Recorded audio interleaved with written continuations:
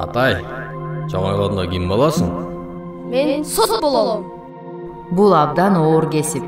Буга жетиш үчүн көптү билип, жакшы окуу керек. Адилеттүү, айткан сөзгө бекем, талыкпаган эмгекчил болуу керек.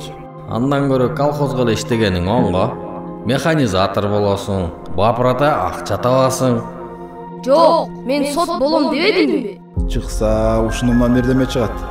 Биздин тукумда сот тургай деги эле жогорку билимдүү адам болгон эмес. Эми заман өзгөрдү. Эмне кылам десе мүмкүнчүлүк элдин баарында бар. Кудай тилегиңди берсин, максатыңа жет балам. Мына жолдоштор, силер юридикалык факультеттен студенти болуп калдыңар.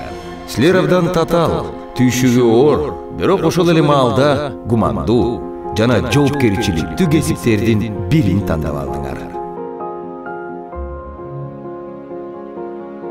Урматтуу жолдоштор, кесиптештер, оюнуңарда адамдардын тагдыры үчүн жоопкерчилик, мыйзамдуулук менен адилеттүүлүктү сактоо турганын эсиңерден чыгарбагыла. Биз жоопкерчиликтүү жана калыс болушубуз керек. Урматтуу студенттер, силерди абдан маанилүү жана татаал милдет күтүп жатат. Алдыбызда эгемендүүлүккө жетишкен өлкөбүздөгү сот системасы реформалоо милдети турат. Ол оңойлдон иш эмес. Санариптештирүү, заманбап каражаттар улар шаймандар гана экенин эсиңерде болсун.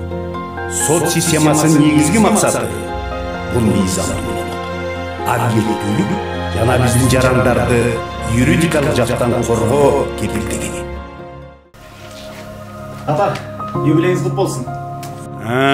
Рахмат. Кел огой. Кандай балам? Чоңойгондо ким болосуң? Мен сот болом.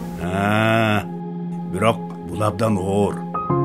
Жоопкерчилиги кыйын, бирок керектүү кесип.